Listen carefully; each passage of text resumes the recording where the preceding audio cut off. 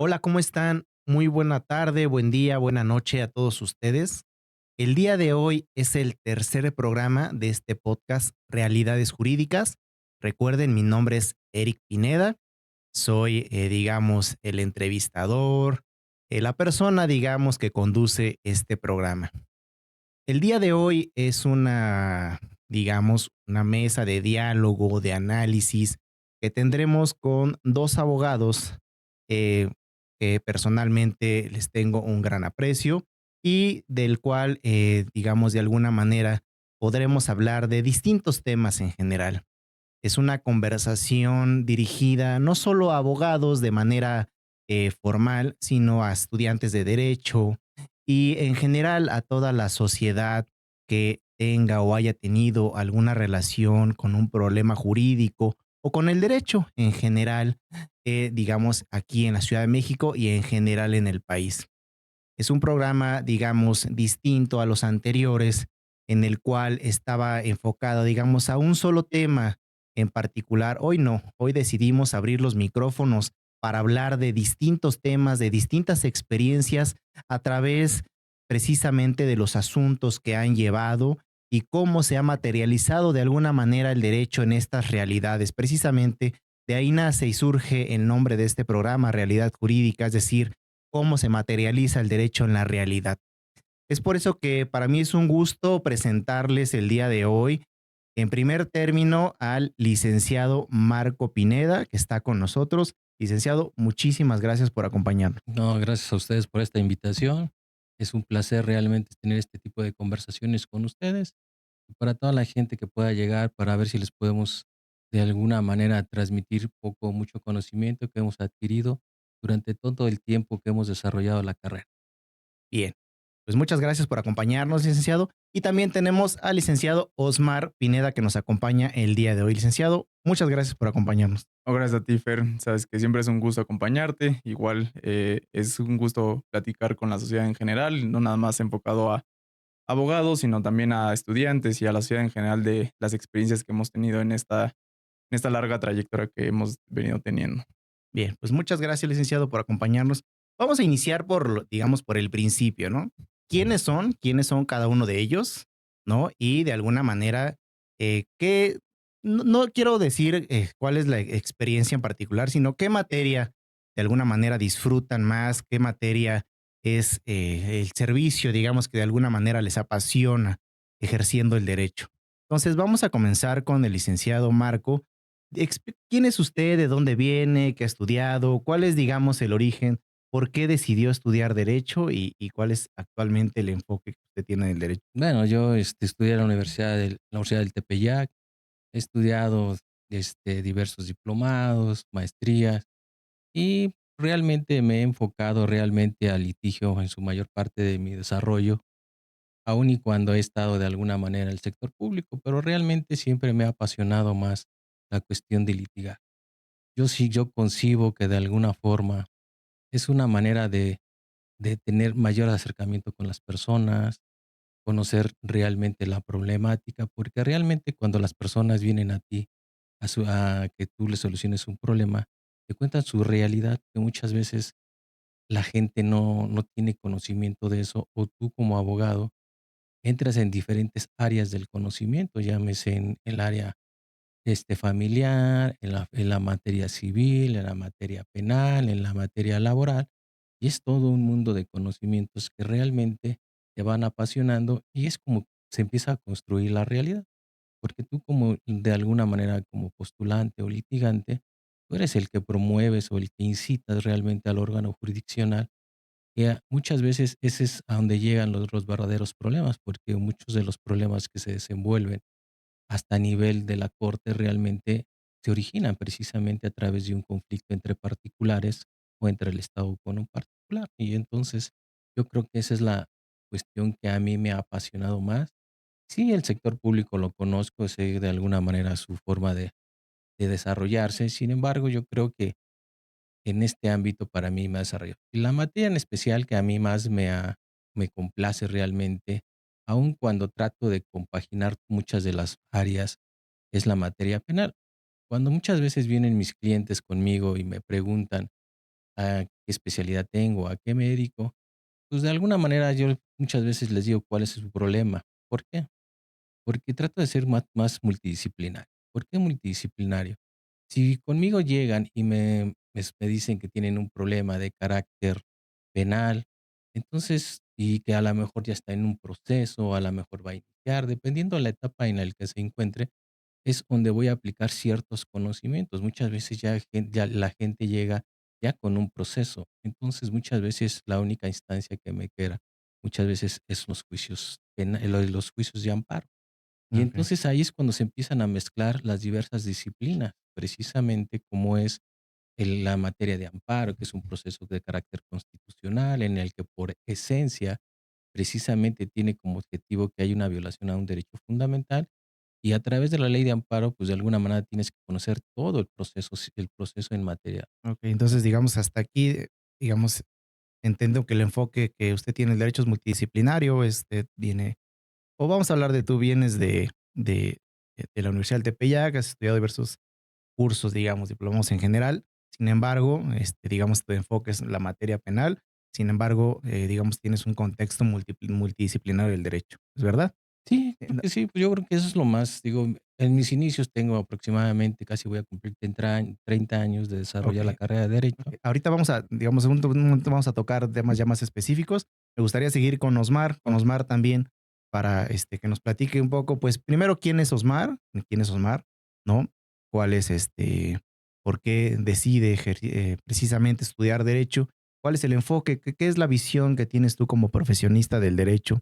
Y qué es, digamos, cómo se ejerce de manera, digamos, materializada para ti el derecho. Okey, pues mira, yo, la carrera me gustó, siempre me ha gustado por este acercamiento con las personas. Soy muy dado a tener acercamiento, platicar con la gente, saber más allá de sus problemas, jurídicos, o sea, quiénes son como personas que eso llevan de repente a esos problemas jurídicos que tienen. Yo soy egresado de la Universidad La Salle, tengo una maestría en materia penal, tengo una especialidad por la UNAM en Derecho Administrativo y he tenido diferentes cursos y diplomados, etcétera, ¿no? Sin embargo, como que por el destino me ha llevado a diferentes áreas. Comencé trabajando en una notaría, respeto mucho el trabajo de las notarías, vi que era algo que no me apasionaba y de ahí continué con el litigio. Prácticamente toda mi vida he litigado. em, Me he dedicado, te digo, en este ámbito de litigio a diferentes materias, en materia penal, materia administrativa, civil, familiar. Y hay una materia que realmente me gusta por todo lo que implica, y es la materia administrativa, ¿no? O sea, de hecho, es la última especialidad que tengo. Y parte de los procedimientos contenciosos me gustan. Además, siento que me acerca no nada más a las personas, sino también a las empresas y saber los problemas reales que tienen.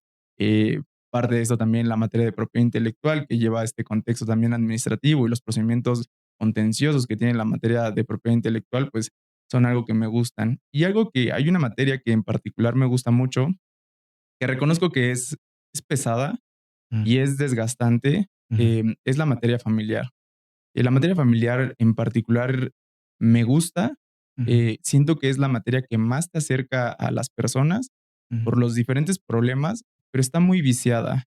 Creo que ese vicio ha sido desde la mala información y desde la información errónea que se ha dado a las familias, porque pues evidentemente siempre son problemas familiares, pero en realidad siento que es la materia que más te acerca a las personas en un sentido más humano.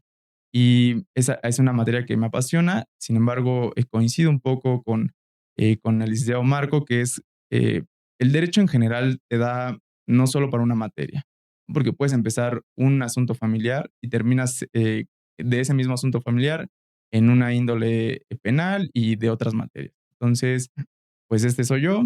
Llevo más de 10 años de experiencia y pues les compartiré un poco de la demás experiencia que he tenido también. No, pues muchas gracias. Bien, como les dije, iniciamos con el principio, es decir, quiénes son las personas que nos acompañan y por qué esta pasión por el derecho y cómo ven el derecho, digamos, desde su experiencia.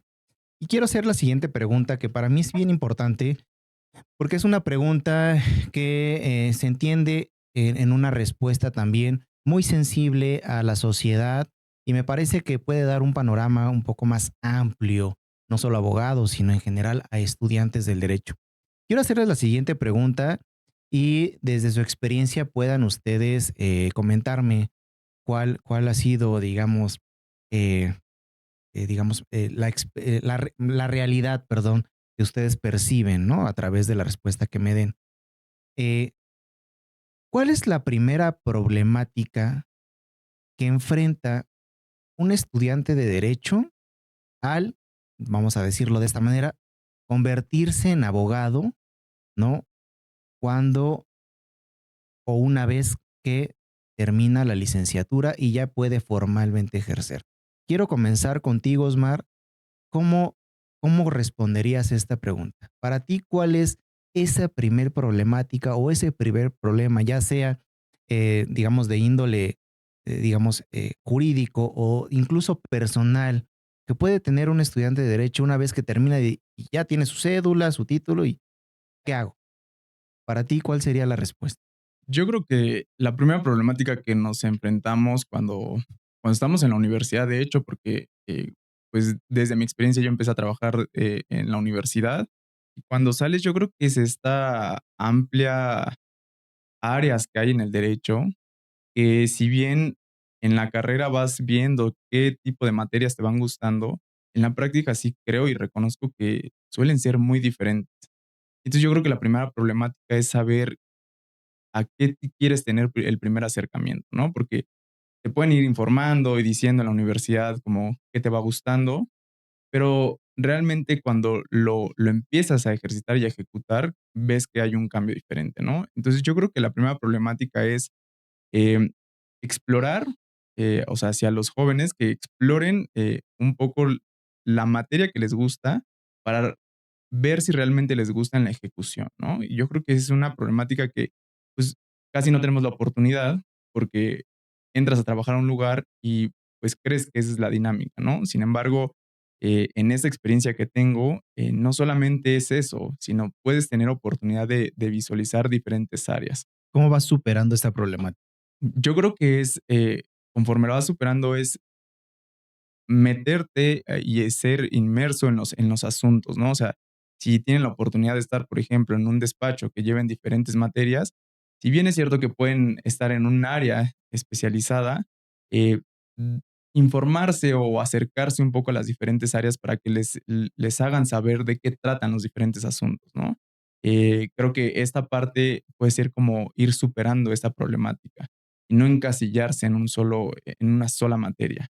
Hay una sola materia, propiedad intelectual te puede dar para muchísimo, ¿no? O sea, desde la parte más administrativa hasta la parte de litigio o algo mucho más especializado, pero es como ser más abiertos a que hay más cosas, ¿no? No solamente es esta parte en la que de repente como primerizos en ejercer ya de una manera profesional la carrera, nos quedamos, sino que hay más allá de todo esto. Bien, entonces ahora iremos con Marco. Para ti, ¿cuál es la primer problemática que enfrenta un estudiante cuando ya se convierte, digamos, en abogado? Realmente yo veo que existen varias problemáticas para el estudiante cuando ya sea que hay estudiantes que pueden estudiar a la mitad de la carrera, hay estudiantes que hasta que cuando terminan la carrera. Sin embargo, yo lo que de alguna manera les sugiero es de que cuando estén estudiando también trabajen. ¿Por qué motivo? Realmente la experiencia o la práctica o el ejercicio de la carrera difiere mucho de la dogmática, ¿no? Realmente el conocimiento que imparten en las universidades es para que adquieras conocimiento y que muchas veces solamente es algo que te repiten, ¿no? Sobre autores, porque ni aunque sea, en ese momento no llegan a interpretar la ley, no hacen ejercicios sobre las diferentes normativas que existen en México, que realmente son muchísimas leyes, ¿no? Que realmente Sí, te claro. puedes perder en un mundo de normas jurídicas. Entonces, los jóvenes enfrentan una situación que realmente es difícil y máxime cuando de alguna manera ellos no laboran, ya sea a la mitad de la carrera, que es lo más deseable, para que empiecen realmente a darse cuenta si la profesión también les puede gustar o no les puede gustar, Ujú. porque mucha gente cree que es sencilla esta carrera cuando realmente tiene mucha complejidad. Yo la asemejo mucho con la carrera de medicina, realmente nomás porque la gente no lo cree, no lo cree cuando no lo vive, ¿no? Pero realmente la carrera es desgastante, tienes muchas presiones y de alguna forma eso es lo que el estudiante debe de ir ¿Qué superando. cualidades o virtudes o requisitos o necesidades debe tener una persona para decir, creo que sí, el derecho es parte de mí, creo que sí lo puedo ejercer? De entrada, yo creo que lo primero que debe de tener un estudiante en derecho es tener el hábito de la lectura, que es lo que pareciera que se ha perdido. Ujú, Porque la base de la carrera es la lectura. Son expedientes, son leyes, son libros, todo es lectura.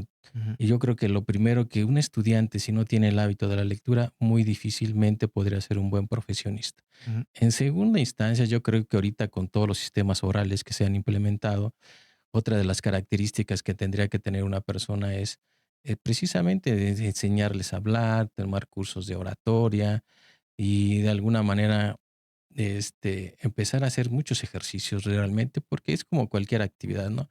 Con la práctica es como lo que va superando, llámese la cuestión oral, ya sea la cuestión escrita, que antes el derecho era antes muy escrito, y pareciera que tenías que hacer hasta horas literarias, ¿verdad? sí, sí, claro. Y pareciera que va ido cambiando un poco. Y también, de alguna manera, eso es lo que tiene que ir superando el estudiante y tiene que tener esas características. Yo creo que esas dos características básicas para mí son Muy bien. necesarias. Yo, Osmar, yo le ¿coincides o yo le agregarías? agregaría también ¿Cuál? esta empatía que deben de tener con las personas y la empatía hacia con los problemas de las personas. O sea, Okey. que no se pierda de vista que eh, desde mi experiencia o de la práctica en el derecho, son problemas y Mm, siempre son problemas a resolver. Entonces, ujú, ser empáticos con las personas, porque las personas acuden a nosotros para platicarnos la problemática que traen. Y si no ¿cómo tenemos definir? como esta empatía ¿La y empatía la definirías como esta oportunidad de escuchar a la gente o algo más? y de dar soluciones, ¿no? O sea, que Okey. siento que a veces se puede perder también en ver un negocio, ¿no? O sea, no todo es negocio, también es resolver problemas reales, Sí, resolver claro. problemas de las personas. Entonces Ujú, es ser más inmerso en la problemática para dar una solución real sin dejar un poco al lado esta parte de lo económica. económico, ¿no? Okey. Primero visualizar la parte del problema y de ahí como ir viendo. Entonces, yo creo que sí tiene que ser Ujú. una cualidad la empatía hacia con las personas en general y hacia con los problemas, porque esos problemas, como bien lo dice, te llevan a un tema de estar también concentrado en cómo resolverlo, te quita tiempo, te absorbe en todos los sentidos. Entonces, digamos, Osmar agrega una característica más, o un requisito más, vamos a decirlo así, o sea, no solo tener una facilidad argumentativa, que es lo que parece que refieres, Marcos, y además también un gran hábito por la lectura, sino él agrega, digamos, un elemento más que es básicamente la empatía, ¿no? Que ya pareciera ser, ya es algo más sensible, más, digamos, humano, ¿no? Entonces, humaniza el derecho de alguna manera, Yo creo Osmar, que sí, ¿qué de alguna opinas? manera sí es importante esa característica que tiene que tener el abogado realmente hoy en día, de tener esa empatía o esa sensibilidad Ujú, realmente, que también para poder captar precisamente la problemática que muchas veces las personas tienen. Digamos, las diferentes áreas es precisamente, no todas las áreas necesitan todas las características de que estamos hablando, excepto la lectura, ¿verdad? Que esa pareciera que esa es la base. ujú. Pero digamos, en materia penal, evidentemente que esa característica es sumamente importante, la empatía, la sensibilidad que debes de tener hacia con la persona que se encuentra inmersa en un problema, porque en materia penal por lo regular está inmerso su libertad, su patrimonio, que son cuestiones que son lo primordial que tenemos, o hasta ciertamente la salud y la vida. Bien. Y entonces, al mezclarse ese tipo de valores que tenemos o lo que se tutela en el derecho penal, pues sí es muy importante tener ese tipo de característica. Hay personas yo creo que las formaciones sí son importantes en los estudiantes porque cuando las formaciones en un estudiante es en el servicio público es diferente, Sí, la claro. realmente. Antes de ir al sector público privado, que es un tema que sí quiero tocar con ustedes, no quiero salirme de este tema. Vamos a hablar del tema de la empatía. Y hablaste de la materia penal. como todos sabemos, todas personas, por más delincuentes que sean, tienen derecho a una defensa, ¿no? Así es. Esta pregunta sería para ti, Osmar. Empatía cuando tú defiendes a un secuestrador. ¿Eres empático con un secuestrador? O ahí, ¿cuál sería, digamos, tu forma de sensibilizar el derecho? Yo creo que es la empatía es hacia primero ubicar y reconocer el problema. ¿Cuál es el problema que existe? Y desde esta sensibilización y desde esta empatía es ayudarlo a que tenga un procedimiento correcto. Eh, Porque creo que esa es la parte que nos toca como defensores, ¿no? Yo creo que no puedes meterte en esta área de decir o de prejuzgar, sino más bien es, cuáles son sus necesidades desde la problemática que tiene. Ok. Entonces, creo que desde esa parte es ser empático, o sea, ser empático con las personas, o sea, ¿qué problema tiene Con el secuestrador. con el secuestrador? Porque el Ok, secuestrador es una persona y ok, necesita una defensa. ok. Y no por ser un delincuente, no va a tener un trato digno, sino es esta parte que debe de tener hacerle ejercer estos derechos que también le corresponden a él, aunque sea un delincuente. Ok. Marco, ¿empático con un violador? Yo creo que sí, de alguna manera la empatía significa de alguna manera darle un trato digno precisamente y lo importante es escucharlos de alguna manera y darle un trato digno, con independencia que haya o no haya cometido el delito realmente. Digo, si es para el caso de que la persona sí sea responsable, pues tú le tendrás que decir de manera sincera cuáles fueron las consecuencias de su actuar, ¿no? O sea, y no por eso no quiere decir que lo debas de tratar mal, Ujú. sino por el contrario, o sea, tienes que hacerlo reflexionar que él cometió una conducta prohibida, por lo tanto, tiene que pagar las consecuencias o tiene que afrontar las consecuencias de su acción. Y por lo tanto, en ese momento tú lo puedes tratar dignamente, sin que le ocultes de alguna forma que lo vas a sacar, ¿no? O sea, cuando tú tienes conocimiento de alguna forma de su responsabilidad, yo creo que esa es la parte sensible que tú le tienes que, es como hacerlo reflexionar de que su actuar no fue el correcto y que su actuar tiene consecuencias graves. En este caso, a lo mejor la pérdida de su libertad por mucho tiempo, la reparación que se le tiene, porque también tenemos que tener en cuenta el sentir de la víctima, ¿verdad? Tú, aun cuando tú seas abogado defensor, sí debes tener de alguna manera un poco de la posición de la víctima, más cuando tú tienes conocimiento de esa situación tan grave. Entonces, yo creo que la empatía o la sensibilidad, aun y cuando seas responsables, realmente es solamente que le des un trato digno y que le digas de alguna forma cuáles van a ser sus consecuencias por su actuar. Muy bien, perfecto. Es un tema importante. La verdad es que sí es un tema de mucha reflexión respecto de los clientes que llegan con nosotros. Hablamos del tema de la oralidad. ¿Qué opinas, Osmar, sobre la oralidad? ¿Está la oralidad exacerbada al punto de que está, digamos, dejando a un lado la escritura y pareciera ser que hablar bien sustituye a tener buenas ideas? ¿O cuál es, digamos, el límite que tú ves en la oralidad? ¿Lo ves bien, mal? ¿Qué opinas sobre realmente un sistema jurídico ya lleno de oralidad, donde muy pocas materias ya están en el sistema escrito que tienden, sin duda alguna, a ir hacia la oralidad? ¿Cuál es tu punto, digamos, de vista sobre esta característica? Pues, primero, concuerdo con la oralidad.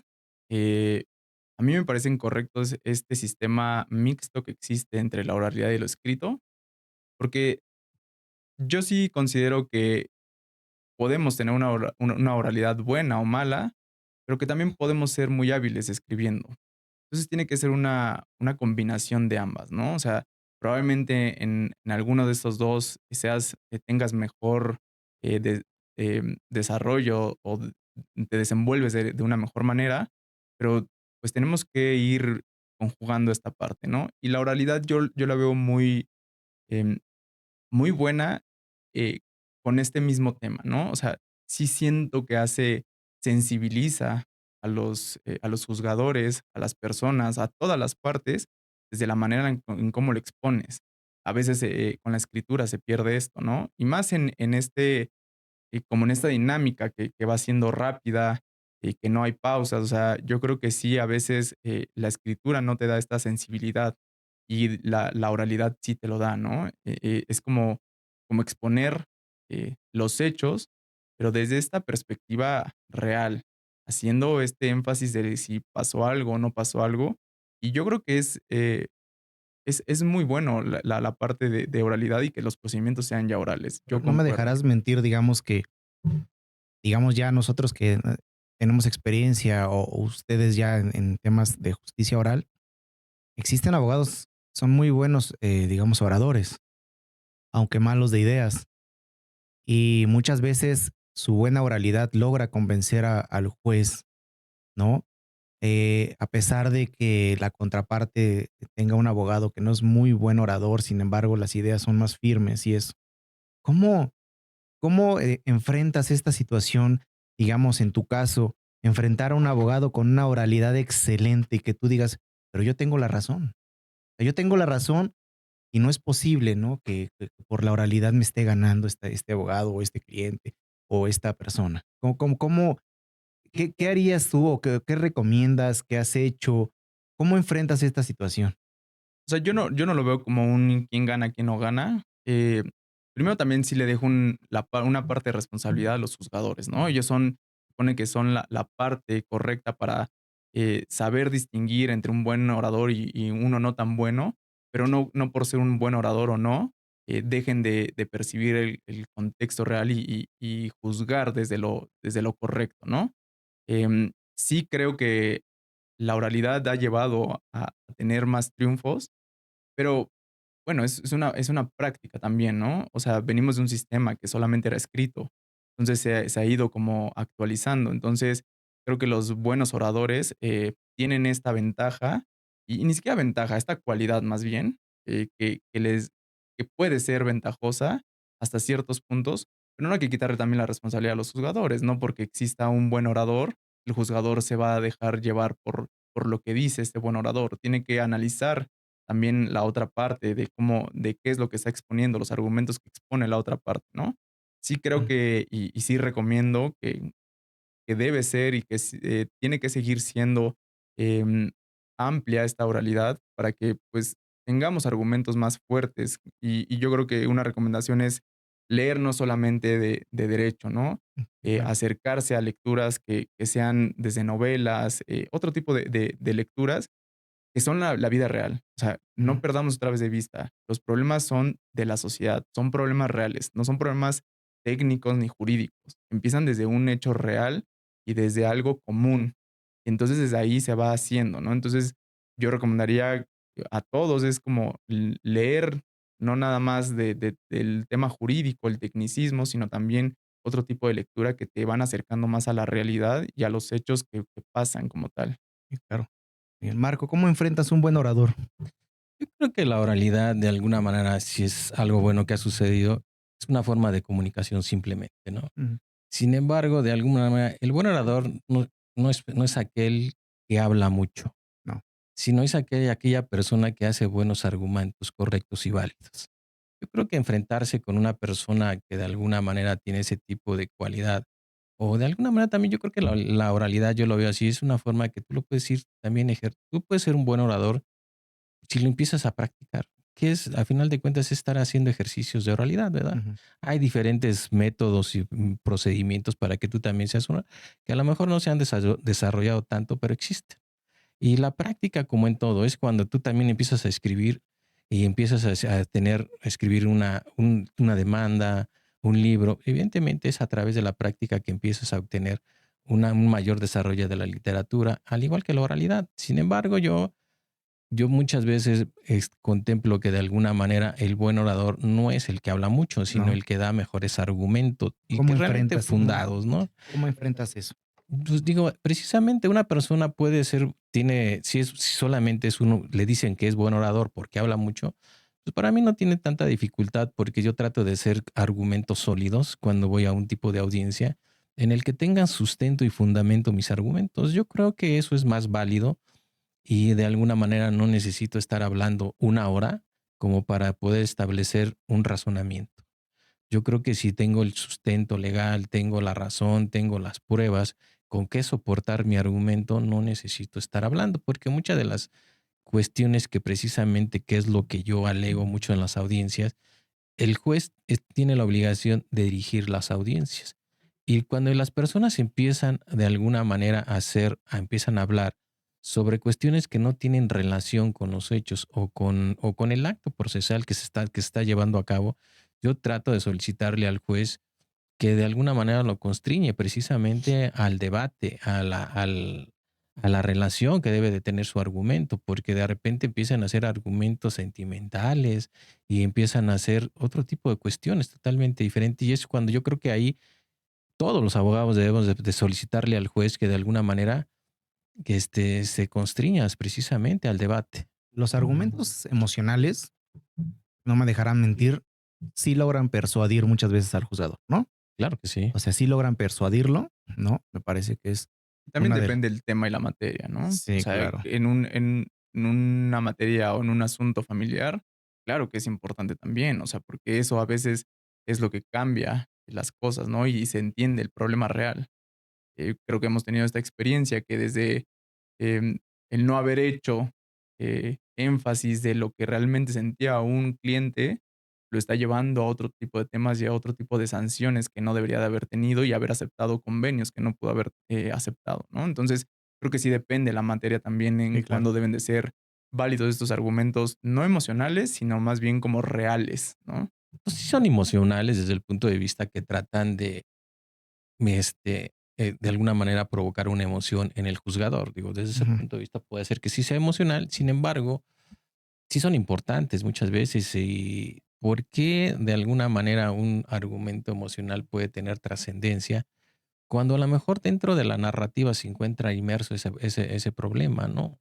Y entonces de alguna manera ese argumento emocional se exalta de alguna manera precisamente esa narrativa que tú ya plasmaste en una demanda, en una denuncia, y que el juez de alguna manera sí lo advierte. Sin embargo, digo, evidentemente, si tú tienes ante un argumento emocional, tratar de alguna manera de no darle tanta importancia o hacer otro tipo de argumento igual de emocional, si tú de alguna manera fue plasmado en la demanda, en la denuncia o en el medio que estés Ujú. utilizando, para que poder de alguna manera contrarrestar o advertírselo precisamente al juez, decirle, su señoría, con todo respeto, yo creo que esos argumentos no vienen al caso, ¿verdad?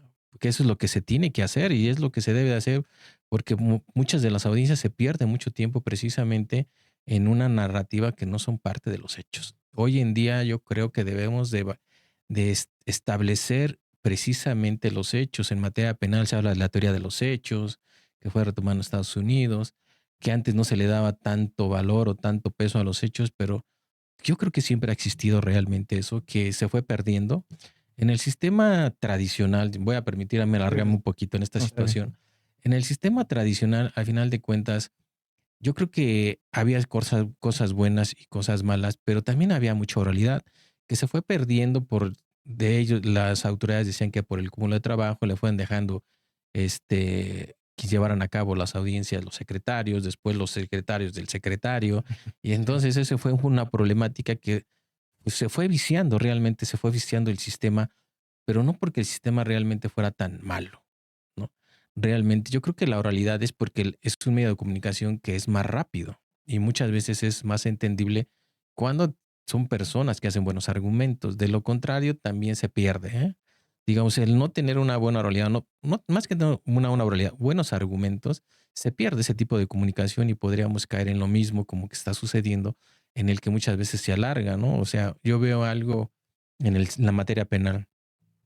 De repente, imagínate que hay que darle lectura a un dictamen pericial contable que aproximadamente puede ser 50 hojas. Imagínate si no se pierde todo tipo de interés, de Sí, claro. sensibilidad.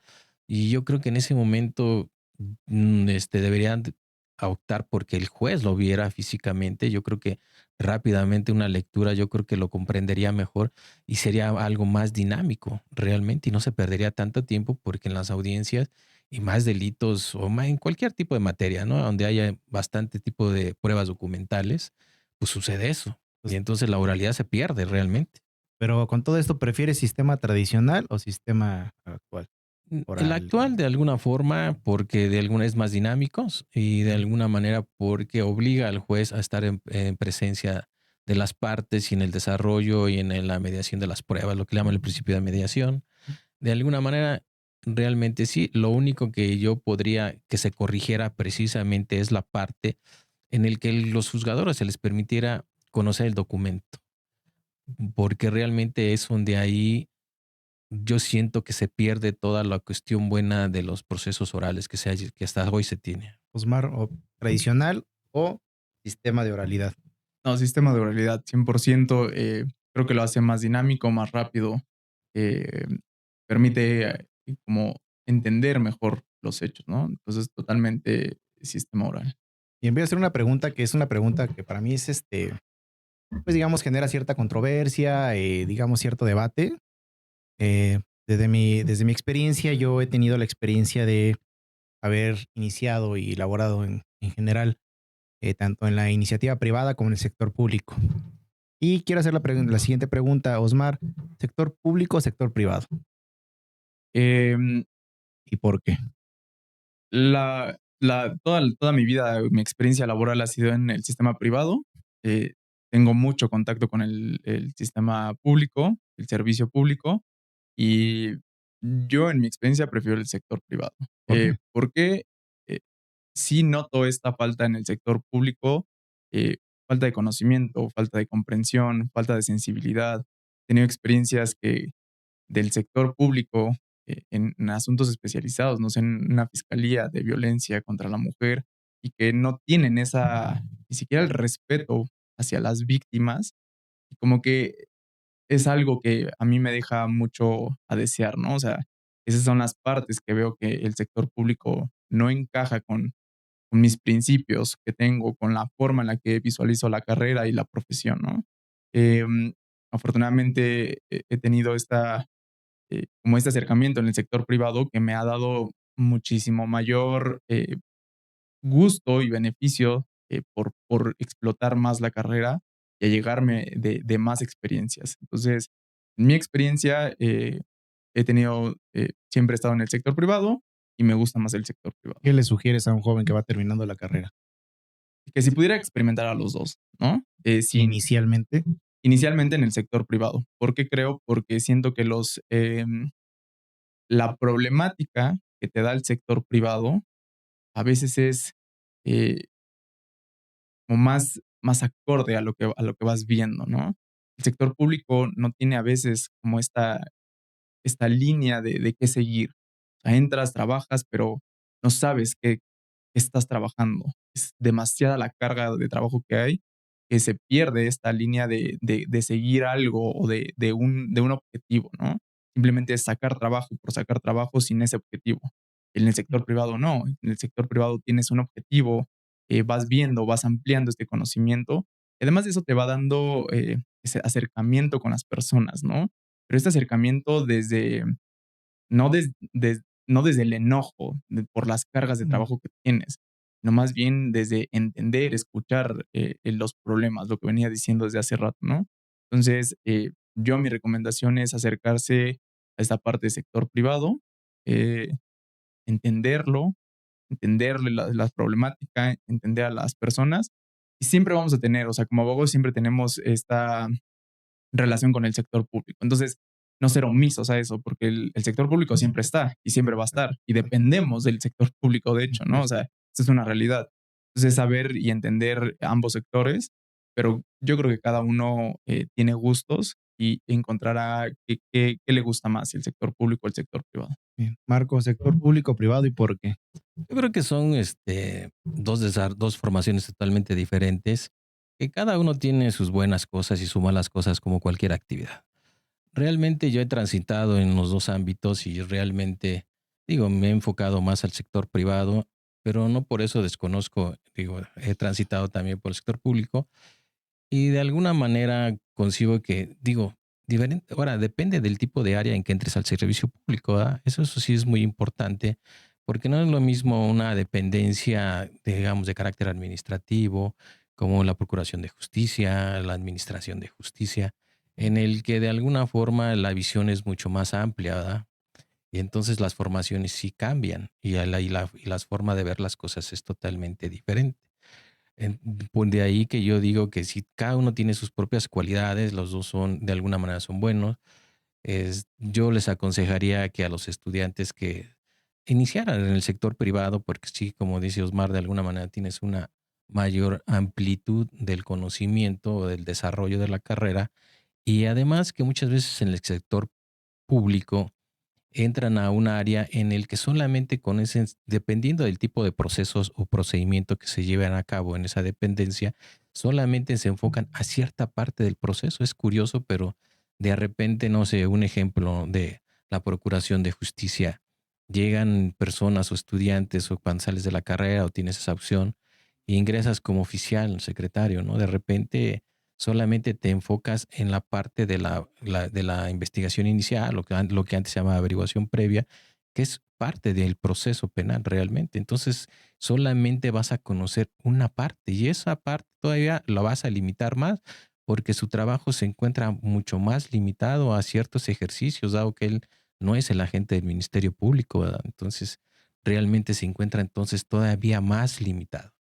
Y eso es lo que yo muchas veces, yo por eso les aconsejo a las personas que busquen una área en donde su conocimiento sea más amplio y no solamente se limiten a una parte del proceso, porque es curioso, ¿verdad? Como solamente en una parte, cuando entras a a la administración, bueno, ya conoces dos partes, porque es tanto conoces lo que hace el trabajo del Ministerio Público y la defensa.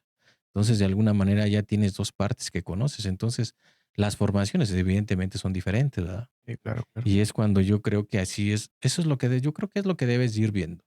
Pero muchas veces digo, la necesidad de trabajar o el camino te lleva por los senderos correctos que yo creo que te da la vida. Ya, yo creo que ya cuando has transitado por ambos, yo creo que pues es la decisión tuya precisamente de quedarte o limitarte o seguir desarrollando. Yo en lo personal comparto también la visión de alguna forma de sector privado, porque a mí tengo mayores satisfacciones de alguna forma en el sentido de que mi conocimiento se ha ampliado bastante, puedes seguir estudiando, tienes ese contacto con las personas, esa realidad social que existe en México, digo, y más cuando tocas la materia penal, porque realmente, digo, es la problemática que se vive en México desde hace mucho tiempo, pues no es sencilla, ¿verdad? Y los delitos están, pareciera que a la orden del día, las personas sufren, y digo, porque no solamente es, tu realidad es cuando vas como defensa, sino también como asesor, cuando tienes el contacto con la víctima y que la víctima de alguna forma te transmite esos sentimientos de sufrimiento que ha llevado ella a través de ese delito que se le que ha cometido. Ahora, ¿cómo se lidia, digamos, en esta parte? ¿Cómo lidiar con el fracaso de perder un asunto?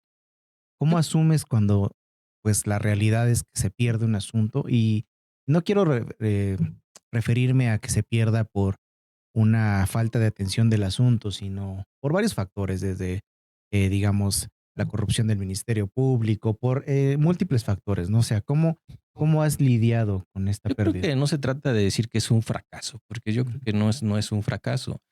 Realmente hay asuntos en el que de alguna manera tú no vas a tener la razón. Y no porque no tengas la razón y de alguna manera se le dé la razón a la otra persona, quiere decir que sea un fracaso. Evidentemente lo que vas a hacer es defender y precisamente tienes que de alguna manera platicarlo con tus clientes y decirle precisamente, o siendo autoridad precisamente, decirle su responsabilidad. Entonces yo creo que esa es la parte que yo creo que a lo mejor en México no se está tan acostumbrado porque se piensa que porque contrates a un abogado, aun y cuando hayas asesinado, hayas hecho el peor delito, te deben de sacar de la cárcel, ¿verdad? Y eso es Ujú. lo que, eso es realmente, eso es lo que tú tienes que de alguna manera entender y que no puedes ganar ese tipo de asuntos cuando hay 10, 20, 30 o 50 pruebas en contra de él en el que se acredita su responsabilidad, pues yo creo que no sería ni aunque sea correcto ni éticamente, ¿verdad? De alguna manera decir que es un fracaso tuyo, porque no puedes ir en contra de una verdad o una realidad existente. Y yo también Osmar, ¿cómo coincido, lidias? ¿eh? ¿Cómo lidias con eso? Coincido que no son fracasos, al contrario, son experiencias donde se te otorga o no se te da la razón. Y hay que ver también el caso en específico, ¿no? O sea, depende de cuándo. Yo lo veo más como cuándo te dan o cuándo no te dan la razón, ¿no? O sea, no es si ganas o no ganas, sino cuándo te dan o no te dan la razón. hay que ver también el factor que influye, ¿no? Porque si es desde un tema donde la autoridad fue corrompida y no te están dando la razón, bueno, claro que hay una frustración, porque también sabes el trabajo que implicó haber llegado ahí y no haber obtenido algo favorable, pero sí creo que es ver de dónde viene, ¿no? Y también en un asunto privado, entre partes, también es eh, saber qué ofreciste tú, qué diste, cuáles son tus hechos, qué tenías favorable, qué no tenías favorable, ¿no? Sí creo que también esta parte es, no lidias con el fracaso, sino más bien lidias o a veces la frustración de saber que tienes la razón y no te la están dando por diferentes factores. ¿Y cómo enfrentas Yo el creo que ahí, tiempo? perdón, yo creo que ahí sí es importante lo que él le manifiesta en el sentido de que yo les aconsejo que sean perseverantes. Ante una situación de corrupción, yo creo que siempre hay que ser perseverantes y de alguna forma es desgastante, porque muchas veces es mucho tiempo, pero a final de cuentas el éxito, ya sea pronto o tardío, de alguna manera es importante. Y yo siempre les he dicho algo a todos los abogados, y más en el sector privado, de que el arma más poderosa que tenemos los litigantes es el juicio de amparo. De alguna manera muchas de las resoluciones llegan a instancias federales, que es realmente donde se resuelve, ya dándote la razón porque siempre la tuviste. Sin embargo, a factores de corrupción, de amistades, de todo tipo de corrupciones puede ser que... Pero yo creo que ahí no debes de verlo como un fracaso o como un desánimo, sino por el contrario, porque muchas veces, desde mi punto de vista, aprendes más, ¿eh? Sí, claro. Ante una situación adversa en el que primera instancia, segunda instancia, el Ministerio Público, todo te pareciera que lo vas perdiendo por el tipo de corrupción que pueda existir, llegas a instancias federales muchas veces a través del juicio de amparo con las personas que tienen una técnica más desarrollada en muchas ocasiones, ¿verdad? No en todo. Sí, ¿Verdad? sí. Es cuando pues, realmente sí se tarda muchas veces y el trabajo es muy arduo, realmente, porque trabajas bastante desde muchas veces hacer denuncias en contra de los servidores públicos, los juicios de amparo, los recursos y además el tiempo. Yo creo que aquí la cuestión en México, la problemática es el tiempo que se tarda. Realmente muchas veces yo trato de lidiar con esa situación con las personas que yo atiendo porque ellos traen un problema y que muchas veces en resolverse se tardan 1 o 2 años y las personas sufren durante todo ese lapso de tiempo y muchas veces las autoridades pierden esa sensibilidad. Aún y cuando tú vayas a hablar con ellos, les decirles su problemática, ellos, dado el cúmulo de trabajo que ellos dicen tener, no le pierden esa sensibilidad, ya no le dan importancia mucho al tiempo, cuando muchas veces yo creo que la problemática real en México es precisamente el tiempo en que se tardan en resolver los problemas. Digo, creo que fue uno de los parámetros que se utilizó para la reforma judicial, precisamente, ¿verdad? ¿Y Y ahorita cómo? estamos peor Sí, porque a sí, sí, razón de claro. todo esto que ha sucedido, los paros, las cargas de trabajo son impresionantes. Tú vas ante una autoridad ministerial, judicial y lo primero que te dicen es que tengo mucho trabajo.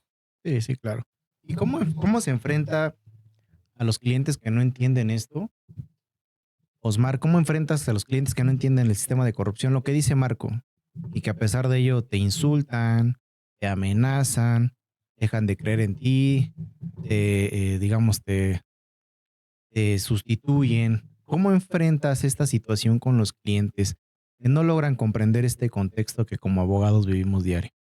Yo advierto algo primero, ¿no? O sea, ha sido ir reeducando a la sociedad en cuanto a la perspectiva que tenían de los abogados, porque seamos claros, seamos honestos, ¿no? Los abogados mayores tenían esta costumbre Pero no todos. de prometer justo ganar al 100%. Eso fue un problema, ¿no? Y la gente y la sociedad se quedó con eso, de que es que mi abogado me dijo que se iba a ganar. Primero es decirle al cliente la verdad, el pronóstico, las posibilidades de que te den o no te den la razón, ¿no? No me gusta siempre usar esa palabra de ganar o no ganar, porque no lo veo así, ¿no? Mm, Es más bien si te dan o no te dan la razón, o sea, ujú. pero es primero reeducar a la sociedad, de decirles y ponerles sobre la mesa cuál es el problema y cuáles son las posibilidades. Y a partir de ahí, ahora sí lidiar con lo que ellos, la expectativa que ellos tienen, porque a veces es una expectativa lo que tienen los clientes, pero por esta mala información, la televisión creo que ha sido un gran problema de que siempre les ha dicho que ciertos temas se deben de ganar. No es cierto, eso no es verdad. Depende, son casos en concretos, Sí, yo ¿no? creo que, Mm, digo, retomando un poco lo que él dice, no todos los casos son iguales. Eso es lo primero que le debes decir al cliente cuando trae una idea preconcebida sobre un asunto que él dice que es igual al suyo. Yo creo que lo primero que le tienes que decir, hasta en el servicio público es lo mismo, sí, ¿no? sí, Digamos, siendo agente del Ministerio Público, llega y te dice la víctima que, o tú crees que ya que la víctima sucedió un robo y que todos los robos son iguales. Evidentemente pareciera que son iguales, pero realmente yo creo que eso es lo primero que les debes de explicar. exacto. Por ejemplo, están los temas familiares, los divorcios o juicios de alimentos, ¿no? O sea, pareciera, y no lo quiero hacer controversial esta parte, y soy muy respetuoso, pero pareciera que siempre tiene que tener la razón la mamá, que es quien eh, por historia se ha encargado siempre del hogar y de los menores, ¿no? Pero en la actualidad ya no es así, en la actualidad ya trabajan ambos, en la actualidad ya hay responsabilidades compartidas. Entonces yo creo que a partir de eso y del hecho en específico es que vas diciéndole a los clientes qué posibilidades hay y reeducar esta parte, ¿no? De que no siempre, por la mayoría de veces que se ha visto casos como estos, siempre tiene que tener la razón, no sé, la mamá en este sentido, ¿no? Sí, Sino hay una, o sea, hay hechos totalmente diversos a otros y tienes que ver la parte de, me refiero muchísimo al tema de divorcios, ¿no? Sí, sí, Tienes que claro. ver la parte también del papá o la parte de la mamá, quien trabaja, las aportaciones, los ingresos, todo lo que incluye, ¿no? Pero esta mala educación que antes había de que por ser mamá tienes el 100% ganado. Claro que no. yo Ahora creo habla que, perdón, sí, sí. yo creo que sí es importante. Los cambios sociales han sido son trascendentes en la vida del derecho también, ¿verdad? Sí, sí. Entonces yo creo que precisamente ese cambio de roles que ha tenido la sociedad respecto de la mujer que solamente se dedicaba al hogar ha cambiado. Digo, no es al 100%, pero digamos, una gran parte ya de las mujeres ya laboran, Sí, ¿no? claro. Y entonces ya tienen roles diferentes que de alguna manera anteriormente no se tenía. Y eso cambia la complejidad en los asuntos, ¿no? Realmente porque hoy en día yo creo que antes, no sé, los hombres difícilmente peleaban la guardia y custodia de los menores, y ahora Sí. realmente se hacen un litigios Y fuertemente. justo tocando el tema de guardia y custodia, me gustaría hacerle una pregunta para ver cómo la observan ustedes, cómo la perciben. En el tema de guardia y custodia, ¿no? Guardia y custodia precisamente. ¿Cómo, para ti, cómo se materializa? Para ti, ¿cómo se refleja jurídicamente la guardia y custodia compartida? Es un tema que de alguna manera a los jueces familiares les pareciera que les cuesta mucho trabajo entender esa parte, ¿no? Desde el punto de vista conceptual, porque de entrada el concepto como que no está muy definido dentro del Código Civil de la guardia compartida. Mm, Yo creo que la guardia compartida es que ambos padres puedan ejercer con libertad, sin ningún horario, que puedan ir a la escuela por ellos, que puedan convivir sábados y domingos, digo, de acuerdo a sus actividades, ¿verdad? Tanto de los niños como de los padres. Y esa es precisamente, y no solamente que se le deje la responsabilidad a uno de ellos, que se lo pueda salir de viaje, porque realmente la guardia compartida significa eso, compartir el cuidado de los menores, ¿verdad? Eso es ujú. compartirlo. ¿Y cuál es el cuidado? Pues todo lo que dice el derecho, no quisiera caer en cuestiones conceptuales, como los derechos de crianza realmente que tienen ambos padres, ¿no? Entonces, digo, para que de alguna manera sea más abierto para el público, es cuidarlos, ¿no? Realmente cuidar a los niños, que llevarlos a la escuela, proponer, sin darles hacer su tarea, llevarles de comer o darles de comer, llevarlos a pasear, entretener, y que pues, se debe de ir adecuando ese tipo de cuidados, ahora sí, de acuerdo a las labores que desarrollan profesionalmente ambos padres, ¿verdad? Sí, sí, claro. Muchas veces se puede, muchas veces no. Yo creo que esa es la parte que cuando alegues precisamente, yo creo que hacer unas buenas narrativas, que eso es lo importante, porque hoy llegan y presentan demandas sumamente sin establecer precisamente los hechos, que es lo que yo siempre insisto. Deben desarrollar totalmente los hechos y explicarle al juez por qué motivo los dos necesitamos la guardia compartida, pero luego nomás se limitan, quiero la guardia compartida, pues yo creo Sí, que el juez no, pues de no se alguna manera se entiende. le dificulta mucho tomar esa decisión. Sí, claro. Sí, Osmar, ¿tú cómo la entiendes? pues, o sea, sí creo que desde cambios sociales que ha habido y cambio de roles que existe actualmente en la sociedad, mayormente se empieza a solicitar esta guardia compartida, que es justo tener el cuidado de los menores, estar en atención y proveer de los hijos, ¿no? Estaba muy dado a que la mujer por sí solo ya tenía la guardia compartida, perdón, la guardia y custodia, solo por ser la mamá, ¿no? Y actualmente no, o sea, no quiero generalizar, pero sí creo que en mi experiencia, pues hemos tenido muy evidente que ambos padres están al cuidado de los menores, ¿no? Que ambos padres se dedican, trabajan y que se dedican a proveer también a los menores, no solamente en la forma económica, sino en lo que implica también en la educación, en la parte recreativa, en la parte emocional, en todo esto. Y creo que pues debe entenderse esta combinación de ambos padres de tener el cuidado de los menores, ¿no? Yo creo que no es sencilla realmente el cuidado de los niños, ¿eh? Los menores, Realmente es claro. algo, una responsabilidad grande, que muchas veces los hombres, digamos, y más mis generaciones, no lo concebías con esa forma que hoy lo conciben muchos de los jóvenes. La responsabilidad es bastante. Realmente cuidar a los hijos sí implica responsabilidades y trabajo. Claro, y Pero y no. creo que, o sea, y de aquí me daría por eso te Ujú. digo, creo que siempre las materias se combinan, ¿no? Porque esto me Claro. daría también al derecho que ahora tienen los padres para, eh, cuando nace el menor, ¿no? Entonces, o sea, Sí, claro. este permiso que deben de tener también laboralmente para poder justo ver y tener este tiempo de calidad con los menores. Antes no se daba. Actualmente No, hay una nueva propuesta de aumentar esos días.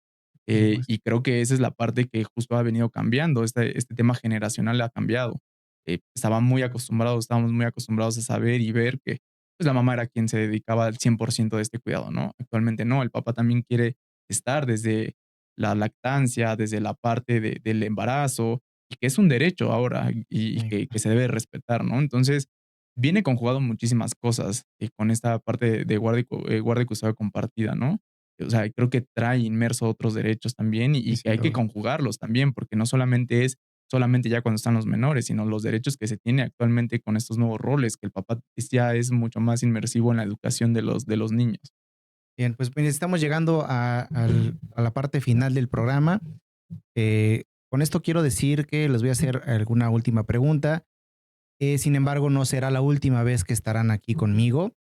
Habrá otras ocasiones, hablaremos de temas ya en particular, digamos de alguna materia en particular, con casos, realidades particulares.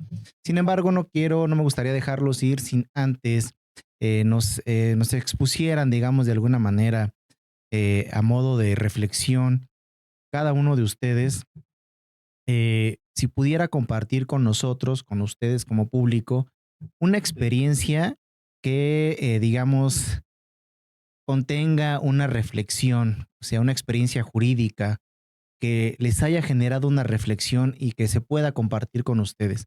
Quiero iniciar con Osmar, ya para finalizar este programa. ¿Cuál nos podrías compartir una experiencia, una realidad jurídica que te haya generado una reflexión que debas compartir con la sociedad? Sí, o sea, creo que hay muchas, tengo muchas, materia familiar me ha dado demasiadas, pero hay una en particular que creo que cambió muchísimo y mi perspectiva de las realidades jurídicas, Mm, fue un asunto de abuso sexual, donde fue derivado de una riña y que, la persona que nosotros defendíamos, era el acusado, y que por una riña y por un mal consejo de la otra parte, que estaba inmersa una señora, lo quieren acusar por abuso sexual, cuando en realidad no hubo un abuso sexual, sino él al defenderse, tanto de 2 hombres más la señora, empuja de manera en defensa, empuja a la señora y ella, argumenta que le tocó los senos, ¿no? mm, Entonces, esta parte es súper delicada, ¿a dónde nos llevó? O sea, ¿a qué lleva? A mm, usar, esta parte de derechos que tienen las mujeres, y sobre todo más ahorita las mujeres, eh, a qué la llevó a usarlo de mala manera, ¿no? O sea, a usarlo en algo para perjudicar a alguien que se estaba defendiendo. O sea, adelantando un poco esto, Ujú. el juez nos dio la razón. De Ujú. video se advirtió que fue por una riña, que lo único que él hacía era defenderse y que no hubo este tocamiento hacia la mujer, como ella lo decía, ¿no? Es una reflexión que me llevó a ver la crueldad con la que a veces se intenta tomar este tipo de asuntos y este tipo de derechos que se tiene para provocar el mal a alguien. Porque no solamente es el mal a la persona, es a toda la familia que viene inmersa con, o a todo lo que viene inmerso con él, ¿no? Sí, claro. Entonces, fue un asunto desgastante Ujú.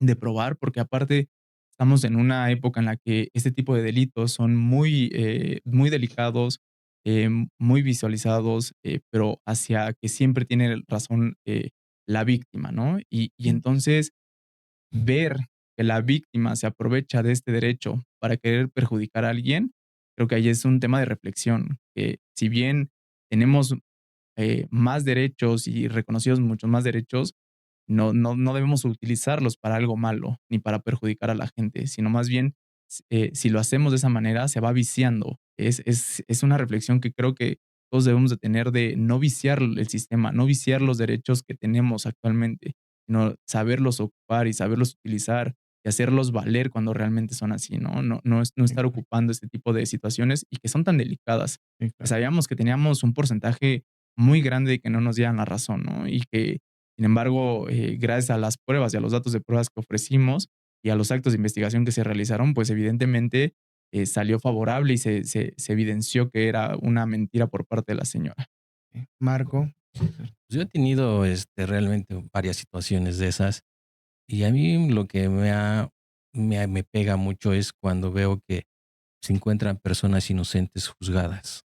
Me ha pasado bastante uno que digo, fue 3 o 4 ocasiones en el que de alguna manera hay personas que están siendo juzgadas por delitos que ellos no cometieron. En un caso en particular, uno de hace mucho tiempo, a una persona lo acusaron de secuestro. Esa persona era, voy a narrar un poquito Sí, el sí, hecho claro, para que claro. se puedan entender. Había inmersos policías y había inmersos personas que andaban con los policías. Detienen a una persona por delitos contra la salud. Posteriormente los llevan a traslado para la agencia del Ministerio Público. En ese momento pareciera que hay algún tipo de negociación para que los dejaran en libertad. Van las personas, los denuncian por el delito de secuestro y los detienen. En ese momento creo que uno de los participantes era taxista y una persona que cuando hacen la detención, el taxista que andaba con ellos se va y otra persona que era taxista se acerca al evento y lo confunden Mm. y realmente se lo llevan y lo detienen y es juzgado por el delito de secuestro. En ese momento eran 6 personas. Yo no solamente defendía a una y en el caso en particular él traía a una abogada en ese momento y él fue juzgado primeramente. Yo siempre dentro del proceso traté de que todas las personas le dijeran que él nunca, nunca había participado y de alguna manera todos lo hicieron de esa forma. Posteriormente, en primera instancia sale y posteriormente el Ministerio Público apela y lo condenan a 18 años de prisión e interponen un juicio de amparo directo en contra de la resolución de la sala. ¿Y qué sucede? No le otorgan el amparo. Posteriormente lo detienen y juzgó una pena de 18 años sin haber cometido ese delito. Y esa es la parte que para mí, esos errores judiciales, esos errores por parte de la autoridad ministerial, son los que sí me pegan mucho realmente en ese tipo de situaciones, porque digo, ¿cómo es posible que una persona pierda su libertad de esa forma? Y digo, ese es el asunto donde esta persona tenía 18 años y ya sin ninguna esperanza de alguna manera de un medio de impugnación para poder obtener su libertad. En su momento yo traté de hablar con su abogada, tratar de sugerir un reconocimiento de inocencia, pero no, como que ya estaban muy apáticos realmente y ya no se pudo hacer nada. Pero siempre y todos los demás personas que participaron, casi todos obtuvieron su libertad. Digo, fue un proceso también muy largo porque en ese momento el delito de secuestro, digo, estaba como que en boga en ese momento, no tenía las penalidades que tiene ahorita. Y realmente por eso le dejaron en ese momento 18 años. Así me ha sucedido con personas, con varias personas, con varias que realmente son inocentes y casi por lo regular siempre son delitos que son, intervienen diversas personas, no solamente una. Y es cuando tú te das cuenta, y cuando solamente, porque por lo regular cada quien lleva sus defensas. Ujú. Y en ese momento, pues tú te enteras, a final de cuentas, y además vas viendo con las pruebas que se van exhibiendo dentro del proceso, si realmente tienen la razón o no la tienen, ¿no? O si es verdad que realmente no cometieron el delito. Y cuando tú te das cuenta, y es cuando tú dices, ¿cómo es posible que todavía, y en la actualidad, todavía sigue sucediendo? Realmente no tiene muy poco tiempo que hay a 2 personas las acusaron de robo, ¿verdad? O 4 personas, pero 2 personas, digamos, está totalmente acreditado de que no participaron. Y de alguna manera dices, ¿cómo es posible que sigan ellas en prisión? Y además las consecuencias, porque son jóvenes. Entonces, y además el delito, ese tipo de robo calificado está muy, desde mi punto de vista, muy agravado. Creo que tiene una penalidad aproximadamente con todas las calificativas, como 15 años. Los jóvenes tienen aproximadamente 19, 20 años. Imagínate si realmente salen responsabilizados y ya no hay ninguna instancia. 2 personas inocentes a esa edad es como echarles a perder la vida. Sí, claro. Y digo, para ampliar un poquito Sí, esta sí, sí, claro. parte y tengan un poquito y se interesen un poco en esto, no solamente es en esta parte penal, ¿no? O sea, en la parte administrativa, Ujú. eh, desde la corrupción por parte del gobierno, ¿no? Tenemos un asunto de una de esas alcaldías de la Ciudad de México, no voy a dar nombres para no especificar, pero se ensañó en un establecimiento mercantil y que por no dar estas cuotas que piden las alcaldías, eran procedimientos administrativos, suspensión de actividades, por no querer dar y participar en esta corrupción que existe en las alcaldías, ¿no?